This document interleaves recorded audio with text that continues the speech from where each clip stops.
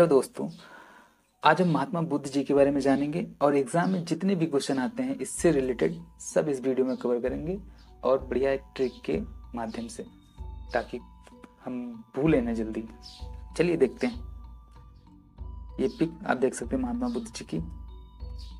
अच्छा, इनका जो जन्म हुआ वो 563 BC, लगभग 2600 साल पहले हुआ था। इस AD और BC में हम लोग डिफरेंस समझते हैं कि नहीं? मान लो एक लाइन यहाँ खींच देते हैं हम, ठीक है। ये जितना है ये समझ लो BC है, ठीक है। और ये जो है ये समझ लो AD है, ठीक है। अच्छा, ये लाइन जो है ईसा मसीह का जो जन्म हुआ ये समझ लो आज हुआ, ठीक है, इस दिन, ठीक। तो BC जितना पहले यहाँ मान लो 1000 होगा, ठीक है, 1000, फिर घटता हुआ जाएगा, ठीक है, 500, 400, 300, 200, फिर यहाँ आके 1 हो जाएगा, ठीक। तो ये BC इंड हो जाएगा, खत्म हो जाएगा। अब यहाँ से जो इधर ईसा मसीह का जो जन्म के बाद स्टार्ट होगा, ये 1 से स्टार्ट होगा, 2, 3, 4, 5, 1000, 1500, 2000, 2023, आज 2023 चल रहा है, तो ये 80 हो गया, ठीक है। चलिए अब आगे देखते हैं। इनका ये जो धर्म है ये दक्षिण और दक्षिण पूर्वी एशियाई देशों में महत्वपूर्ण धर्म में से एक है, ठीक है। ये लगभग कई देशों में फैला हुआ है धर्म है। अच्छा, इनका जन्म जो है शाक्य वंश के एक राजा के परिवार में हुआ, लुम्बिनी में, कपिलवस्तु में, ठीक। यहाँ से क्या पॉइंट बनेगा? तो पहला पॉइंट जो बनेगा, क्वेश्चन बनेगा, किस वंश में हुआ? जो बुद्ध जी का जन्म हुआ किस वंश में हुआ? तो आपका आंसर होगा शाक्य। सेकंड क्वेश्चन जो बनेगा, कहाँ हुआ? तो लुम्बिनी कपिलवस्तु में हुआ। तो याद कर लेना, एक कॉपी ले लो और वहाँ जितने भी इंपॉर्टेंट पॉइंट बता रहे हैं वो नोट कर लो। एग्जाम जब आए तो उसको देख लो एक बार अच्छे से, बस। चलिए नेक्स्ट देखते हैं। 29 वर्ष की आयु में उन्होंने घर को त्याग दिया। तो ये जो सेकंड पॉइंट बनता है यहाँ से, तो क्या पूछेगा एग्जाम में कि किस वर्ष की आयु में इन्होंने घर को त्यागा? तो 29 वर्ष की आयु में, ठीक है। 35 वर्ष की आयु में ज्ञान की प्राप्ति बोध गया गांव में एक पीपल के वृक्ष के नीचे प्राप्त हुई। तो यहाँ से पॉइंट देख लेते हैं क्या क्या बनेगा। इनको ज्ञान की प्राप्ति कब हुई? तो आंसर होगा 35 वर्ष की आयु में। और कहाँ हुआ? तो बोध गया गांव में। किस वृक्ष के नीचे? पीपल के वृक्ष के नीचे। तो यहाँ से हम लोगों ने 3 पॉइंट कवर किए, आप पिक में देख सकते हैं। अब इस जो वृक्ष का नाम है वो बोधि गया है। तो ये देख लेना, हो सकता है क्वेश्चन आ जाए कि जिस वृक्ष के नीचे महात्मा बुद्ध जी को ज्ञान की प्राप्ति हुई उस वृक्ष का क्या नाम है, ठीक है। तो बोधि वृक्ष हो सकता है ऑप्शन में आ जाए, तो ऑप्शन दे देना, आंसर दे देना, बस, और कुछ नहीं। हाँ, इन्होंने पहला उपदेश उत्तर प्रदेश के बनारस शहर के पास सारनाथ गांव में दिया। इस घटना को धर्म चक्र परिवर्तन के रूप से जाना जाता है। अधिक उपदेश श्रावस्ती में दिए। तो यहाँ से हम देखते हैं कितने पॉइंट कवर होते हैं। तो इन्होंने पहला उपदेश जो दिया कहाँ दिया? तो आंसर होगा सारनाथ, ठीक है। नेक्स्ट क्वेश्चन जो बनेगा, इस घटना को क्या बोलते हैं? तो धर्म चक्र परिवर्तन। अच्छा, धर्म चक्र परिवर्तन घटना भूलो ना, इसके लिए ट्रिक ये है कि जब भी हम लोग धर्म का प्रचार प्रसार करते हैं तो एक जगह खड़े होकर नहीं देते हैं, हम लोग चक्कर लगा लगा के देते हैं। कहीं आज इधर शहर में है, दूसरे शहर में है, फिर तीसरे शहर में, तो चक्कर लगा लगा के देते हैं। तो इससे रिलेट करना, इसको क्या बोलते हैं? धर्म चक्र परिवर्तन, ठीक है। तो याद कर लेना। चलिए नेक्स्ट पॉइंट देखते हैं। और हाँ, इम्पोर्टेंट पॉइंट ये भी कि सबसे अधिक जो है इन्होंने उपदेश कहाँ दिए? तो श्रावस्ती होगा। ये मोस्ट इम्पोर्टेंट क्वेश्चन है, ये एग्जाम में कई बार पूछा गया है, तो इसको देख लेना अच्छे से। गौतम बुद्ध की मृत्यु 483 ईसा पूर्व कुशीनारा में हुई, जिसको हम आज कुशीनगर भी बोलते हैं। तो कुशीनारा और कुशीनगर में कंफ्यूज मत होना, सेम है। उस समय उनकी उम्र 80 वर्ष की थी। अच्छा, गौतम बुद्ध कुशीनारा में इनकी जो मृत्यु हुई, इसको हम याद करने का जो तरीका वो कैसे याद करेंगे? तो ये तरीका ये है, क्योंकि ये कई बार पूछा गया है कि हाँ एग्जामों में कि महात्मा बुद्ध का जो बुद्ध जी की मृत्यु हुई कहाँ हुई, तो ये कुशीनगर होगा। तो इसको याद करने का तरीका ये है कि जितने भी महान व्यक्ति जितने भी महान व्यक्ति हैं जिनकी मृत्यु होती है वो तो उस वक्त वो खुश रहते हैं, मतलब बहुत ज़्यादा दुखी नहीं रहते हैं मर जाने की वजह से।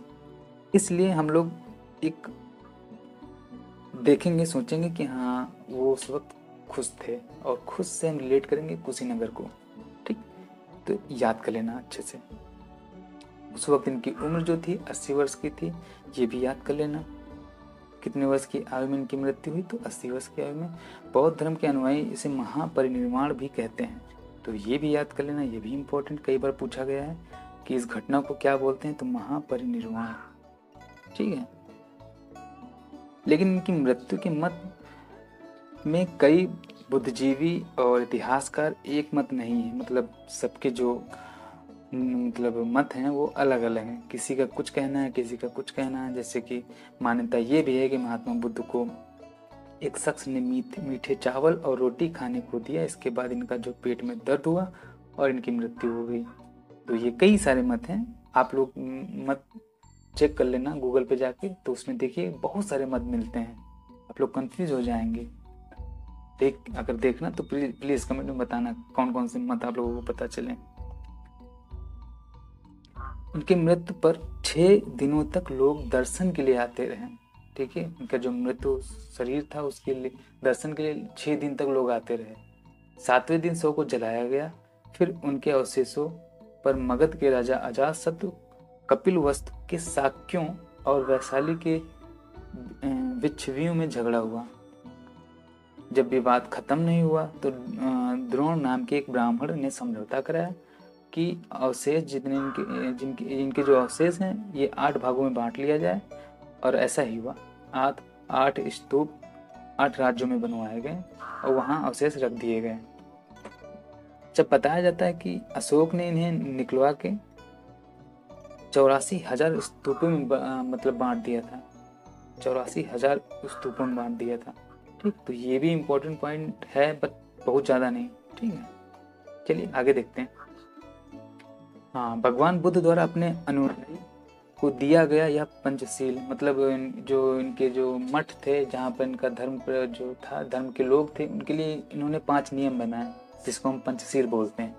पहला है हिंसा, दूसरा है चोरी, तीसरा है यौन दुराचार, मतलब हिंसा नहीं करना, चोरी नहीं करना, यौन दुराचार नहीं करना, झूठ नहीं बोलना, नशीले पदार्थ नहीं लेना, ये सब नियम थे 5 प्रकार के। तो ये इम्पोर्टेंट पॉइंट ये बनता है कि इन्होंने जो अपने धर्म के लोगों के लिए पंचशील बनाया वो कितने प्रकार के थे, कितने थे, तो 5 थे। ठीक है, इससे पता चल रहा है।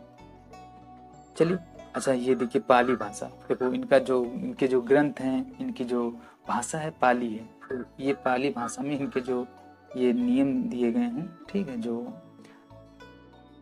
5 प्रकार के इनके अनुशासन के लिए बताया गया इनके धर्म में, ये पाली भाषा में इस प्रकार है। देखिए, पाणाति पाता वेरमणि शिक्षा पदम समादयामि, अदिन्ना दाना वेरमणि शिक्षा पदम समादयामि।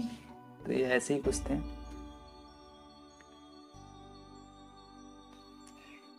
त्रिपिटक संज्ञा भगवान बुद्ध के उपदेशों का बड़ा संग्रह है, जो उनकी मृत्यु के उपरांत उनके शिष्यों और अनुयायियों के समय पर, मतलब 5 प्रकार के इनके 3 प्रकार के ग्रंथ हैं इनके, जो महात्मा बुद्ध की मृत्यु के बाद लिखे गए हैं, जो महात्मा बुद्ध जी ने उपदेश दिए, वही सब इन ग्रंथों में लिखा गया। वही सब बातें इन ग्रंथों में अच्छे से लिखी गई, जो इनके शिष्य थे उन्होंने लिखा। तो 3 प्रकार के इनके नाम हैं, सूर्य पिटक, विनय पिटक, अभिधर्म पिटक, ये 3 प्रकार के मतलब ग्रंथ हैं। ये नेक्स्ट पॉइंट है कि धर्म चक्र प्रवर्तन। इन्होंने अपना पहला जो उपदेश जो दिया था, एग्जाम में ऐसे पूछा जाता है कि इनको जो इन्होंने पहला उपदेश किसको दिया था, तो आपका आंसर होगा 5 ब्राह्मण सन्यासियों को। ठीक है, तो ये पॉइंट है, नोट कर लेना, ये एग्जाम में आया है, तो प्लीज़ इसे भी नोट कर लेना अच्छे से। और इस घटना को धर्म चक्र प्रवर्तन बोलते ही अच्छे से पता ही। अच्छा, उन 5 भिक्षुओं से बुद्ध ने क्या कहा ये देख लेते हैं। हे भिक्षुओं, बहुजन हिताय बहुजन सुखाय चारिका करो, ऐसा कुछ बोला। और इस प्रकार बुद्ध के संग चारिका करने लगा। उनका दम जन जन तक पहुंचने लगा, संग विस्तार को प्राप्त होने लगा। यह चक्र मनुष्य के भीतर त्वरित आध्यात्मिक परिवर्तन का सूचक है। यहाँ से इनका जो धर्म है वो फिर बढ़ता ही गया, बढ़ता ही गया, बढ़ता ही गया। महापरिनिर्वाण जब भी बता चुके हैं तो हो ही गया पॉइंट। स्तूप के बारे में भी बता चुके हैं कि इनके जो मृत्यु के बाद जो इनके शरीर के अवशेष थे वो जहाँ रखे गए वहाँ पर एक स्तूप बनवा दिया गया और उसी से नाम दे दिया गया स्तूप। तो स्तूप क्या है? तो यही है कि इनके जो अवशेष थे मृत्यु के बाद जहाँ रख के कुछ एक स्तूप टाइप बना दिया जाता था, तो वही स्तूप था। दुख के निदान का मार्ग, मतलब इन्होंने बोला कि दुख है तो निदान भी है, और उसके लिए इन्होंने 8 मार्ग बताए। ठीक, तो इम्पोर्टेंट पॉइंट आप लोगों के लिए यही है कि इन्होंने दुख के निदान के लिए कितने मार्ग बताएं, तो आपका आंसर होगा 8 मार्ग। ठीक, 8 मार्ग कुछ नीचे दिए गए हैं, लेकिन इसमें सब सही तो नहीं दिख रहे हैं हमको, क्योंकि इसमें लगता है कुछ मिसप्रिंटिंग हुआ है।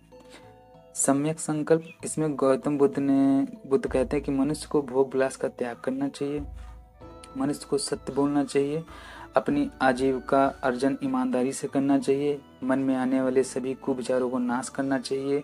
ठीक, और सम्यक स्मृति, गौतम बुद्ध कहते हैं कि मन में सदैव अच्छी स्मृतियों को रखना चाहिए, मनुष्यों को सदैव अपने मन को एकाग्र रखना चाहिए। ऐसे ही 8 प्रकार के जो मार्ग बताएं, ऐसे ही 8 प्रकार के मार्ग थे। अच्छा, ये चलो देख लेते हैं कि इनकी जो आयु, घटना और घटना का नाम, ये सब देख लेते हैं। और स्थान, 29 वर्ष की आयु में घर को त्यागा लुम्बिनी से। महाप्रस्थान बोलते हैं इसको, महान प्रस्थान बोलते हैं। और इसका जो नाम दूसरा दिया गया महाविनिष्क्रमण दिया गया। इसका जो प्रतीक है घोड़ा, इसको याद कैसे करेंगे कि जब घर से निकले होंगे तो भाई पैदल तो गए नहीं होंगे, तो घोड़ा से गए होंगे। ठीक, टक टक टक टक। चलिए नेक्स्ट पॉइंट देखते हैं। 35 वर्ष की आयु में इनको ज्ञान प्राप्ति हुई, कहाँ? गया में। इसको क्या बोलते हैं? प्रबोध निर्वाण। ठीक, इसका जो नाम दिया गया है निर्वाण। निर्वाण से मतलब भाई हम लोगों को जब कोई ज्ञान होता है तभी तो हम लोग निर्माण करते हैं, तो निर्माण से हम लोग करेंगे निर्वाण। ठीक है, कहाँ हुआ? किस वृक्ष के नीचे? बोधि वृक्ष के नीचे। जैसा कि मैंने बताया पीपल का वृक्ष, जो उसका नाम अब बोधि वृक्ष हो गया है। और फिर सारनाथ ने पहला उपदेश दिया, जब कहाँ ज्ञान प्राप्त हुआ, फिर वहीं जो एक उपदेश दिया, पहला उपदेश धर्म चक्र परिवर्तन जिसको बोलते हैं। ठीक, और इसका जो साइन है वो पहिया होगा। ठीक है, उसी नगर मृत्यु, अब मृत्यु के बाद महापरिनिर्वाण होता है। महापरिनिर्वाण, इनका जो स्तूप बनवाया गया, स्तूप मतलब जो अवशेष थे वो स्तूप में रखे गए। ठीक, अच्छा, कुछ बौद्ध परिषद, ये मतलब परिषद हुई, मतलब कुछ संगीतियाँ हुई, वो देख लेते हैं। ये इंपॉर्टेंट क्वेश्चन में कई बार पूछा जाता है, तो इसको भाई अच्छे से याद कर लेना। ये important, very very most important है। बौद्ध परिषद पहली जो हुई राजगृह में हुई। अजातशत्रु उस वक्त राजा थे, अध्यक्षता महाकश्यप ने की। तो ये आप लोग इधर से देख सकते हैं, ये जितने होंगे ये इनके शिष्य होंगे। ठीक है, जो महात्मा बुद्ध जी के शिष्य, ये सारे जितने होंगे ये महात्मा बुद्ध जी के शिष्य हैं। ठीक, और ये जो हैं ये लोग, ये सब के सब उस वक्त मतलब अपने अपने राज में राज्य कर रहे थे। तो कंफ्यूज मत होना। पहला राजगृह अजातशत्रु महाकश्यप ने इसकी अध्यक्षता। सेकेंड टाइम जो हुआ दूसरी बार वैशाली में हुआ, उसमें कालाशोक थे, अध्यक्षता सब कामी ने की। तीसरी पाटलिपुत्र में, उसमें राजा अशोक थे। आप पाटलिपुत्र राजा अशोक से तो अच्छे से ही परिचित होंगे। और उस वक्त जो अध्यक्षता की थी वो मोगली पुट्टा तिस्सा ने की थी।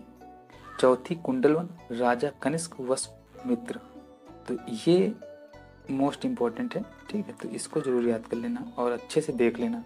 ठीक, चलिए एक बार वीडियो अगर नहीं समझ में आई हो तो एक बार फिर से रिवाइज कर लेना, सब कुछ समझ में आ जाएगा। और एग्ज़ाम पॉइंट के जितने व्यू बन रहे हैं सब अपनी कॉपी में नोट कर लेना, जब भी एग्ज़ाम हो उसको देख लेना, बस हो जाएगा। चलिए वीडियो ख़त्म करते हैं, और मेरी वीडियो अगर अच्छी लगी हो तो एक लाइक और सब्सक्राइब कर दीजिएगा।